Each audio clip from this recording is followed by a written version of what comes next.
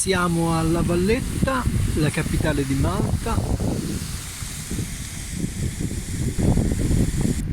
Questa è l'autostazione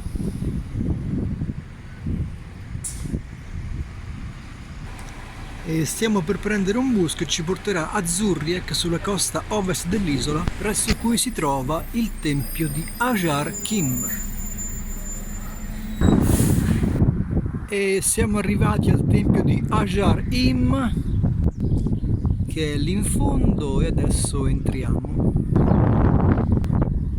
Ed eccoci al tempio di Ajar Im.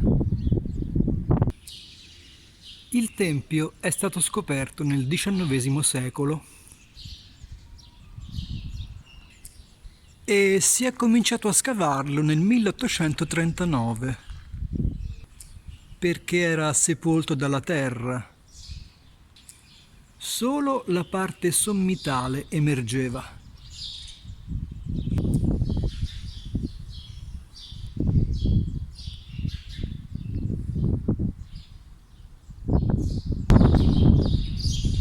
Non si sa assolutamente chi abbia eretto questo tempio, né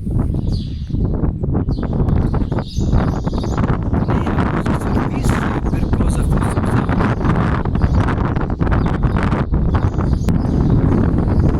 Gli archeologi però hanno un'idea abbastanza precisa sulla data approssimata della sua costruzione. Dovrebbe trattarsi del quarto millennio avanti Cristo. E più precisamente di una data compresa fra il 3600 e il 3200 a.C.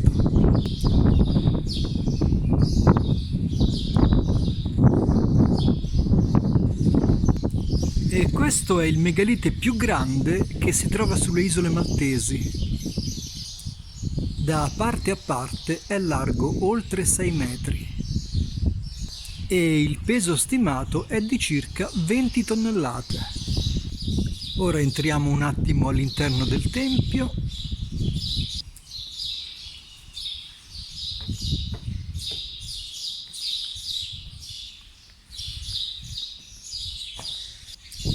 Da questo lato c'è un'abside e da questo lato c'è un ambiente in cui furono trovate delle statuette della Dea Madre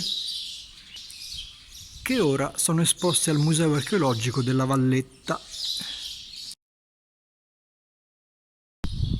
E qui altri due ambienti con due pietre forate con un rettangolo in mezzo.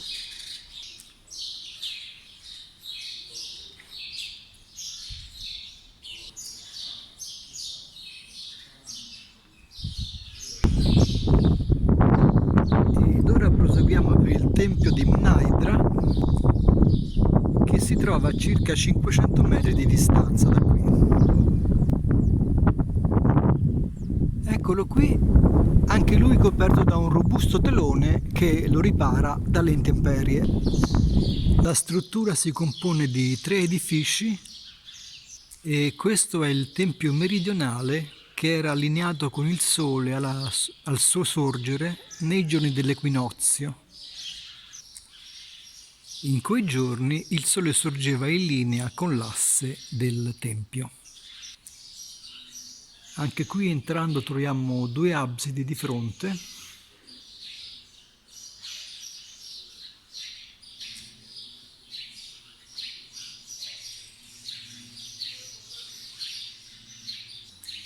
In origine erano coperti da un tetto e questo tempio dovrebbe risalire alla fase Tarshen fra il 3150 e il 2500 a.C.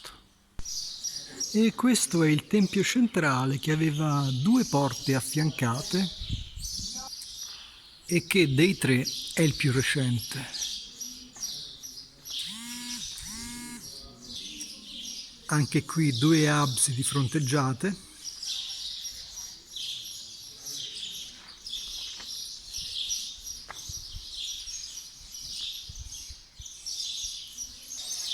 Ovviamente è inutile qualunque commento sulla grandezza di questi monoliti, su come abbiano fatto a trasportarli anche per brevi distanze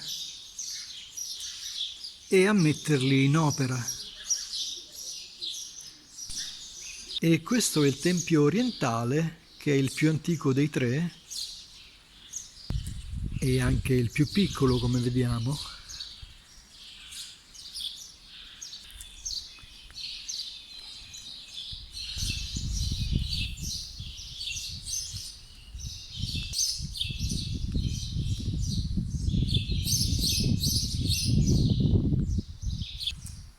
E qui abbiamo una visione d'insieme del complesso di Mnajdra.